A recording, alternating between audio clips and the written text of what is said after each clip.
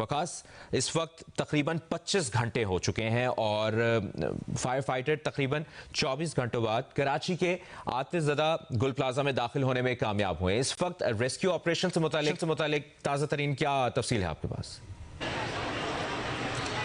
जी, इस वक्त जो है वो मैं गुल प्लाज़ा के सामने जो एम ए जिना रोड है वहाँ पर मौजूद हूँ और जिस तरह से हम कल से देख रहे थे आग जो है वो तीसरे दर्जे की आग थी जो कि बिल आखिर 24 घंटे के बाद मुसलसल रेस्क्यू हुक्काम की तरफ से और फायर फाइटर्स की तरफ से मुसलसल जो है वो स्नार्कल मशीनों के ज़रिए यहाँ पे आग बुझाने का सिलसिला जारी था, जिस पर बड़ी हद तक काबू पा लिया गया है।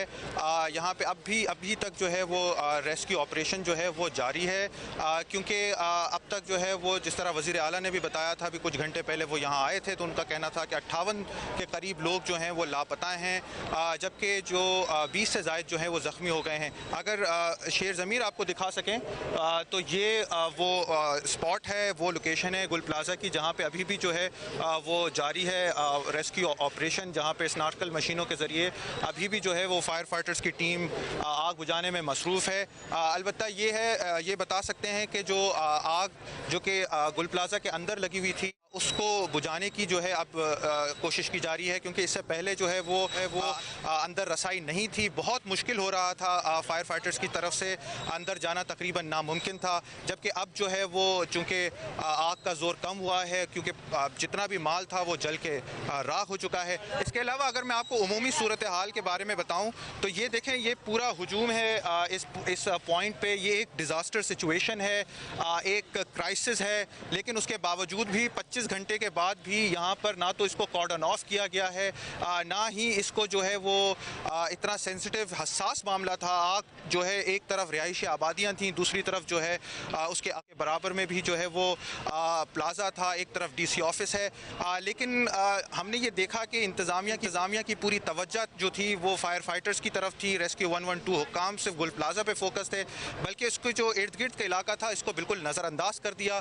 सड़क पे एक बहुत बड़ा हुजूम है, लेकिन एक और बात भी है कि अगर कैमरामैन शेर ज़मीर आपको ये दिखा तो इस पूरी सड़क पर जो है वो जगह जगह पर हमने देखा वक्तन फ़वक्तन KDA की तरफ से रिलीफ कैंप लगाया गया है, आगे जो है वो मुख्तलिफ़ तंजीमों की जानिब से भी रिलीफ कैंप लगाए गए हैं। लेकिन सुबह से ही जो एक बड़ा चैलेंज था इस पूरे रेस्क्यू ऑपरेशन के अंदर वो ये था कि रश होने की वजह से जो आमदोरफ्त थी, चाहे वो वाटर टैंकर्स हों, चाहे वो रेस्क्यू हुक्काम हों, चाहे फायर फाइटर्स हों, उनको बड़ी दुश्वारी पेश आ रही थी। इससे कबल हम जो है वो गुल प्लाज़ा का जो बैक साइड था, जहाँ से बेसमेंट की इंट्रेंस थी, वहाँ पर भी हम मौजूद थे, जहाँ पे वज़ीर आला ने भी बात की, डिप्टी मेयर अब्दुल्ला मुराद ने भी बात की, सलमान अब्दुल्ला मुराद ने। तो उस वक्त भी जो है हमने ये देखा कि वो तंग गली होने की वजह से वहाँ पे फायर फाइटर्स की जो टीमें थीं वो नहीं पहुँच पा रही थीं। एक वाटर टैंकर आता था, वो आग बुझाने वो पानी जो है वो फायर फाइटर्स को डंप करता था, वो आग बुझाई जाती थी, फिर दूसरा टैंकर आने में एक वक्त लगता था। तो इस पूरे प्रोसेस के अंदर जो है वो रश ने एक बहुत बड़ा किरदार अदा किया है इसको स्लो डाउन करने में, और अब तक जो है वो उसको कॉर्डन ऑफ नहीं किया गया।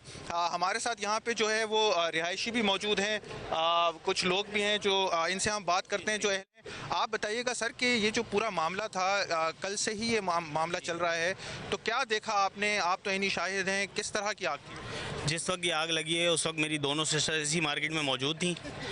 उसमें से वो 10 मिनट पहले इस मार्केट से निकली हैं। उस वक्त उनके सामने मार्केट में इतनी सी दुकान में आग लगना स्टार्ट हुई थी और वो आग बढ़ती इस सूरत तक पहुंच गई कि आज ये बिल्डिंग ख़त्म हो गई, ताजिरों का अरबों रुपए का नुकसान हो गया और जो आम आवाम है उसका नुकसान हो गया, कितनी लोगों की जानें चली गई।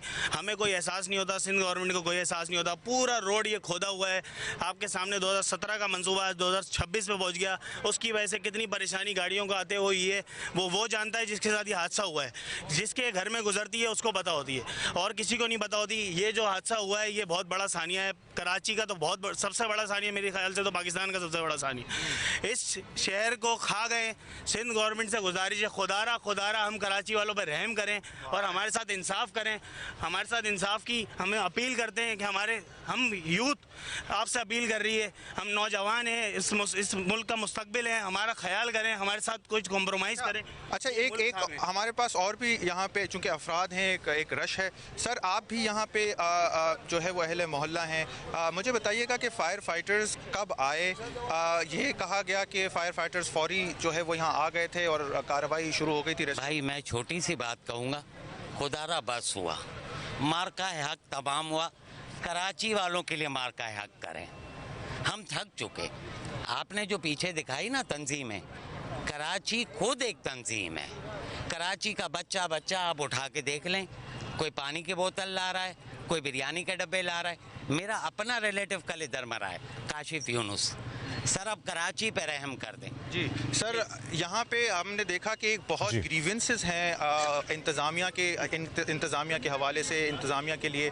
इससे कबल जो है वो मुर्तज़ा वहाब भी यहाँ पर आए थे, जिनके लिए जो है वहाँ यहाँ पे नारेबाजी भी हुई और जो DC ऑफिस का जो पिछला गेट था वहाँ पे हुजूम की तरफ से जो है वो धावा भी बोला गया।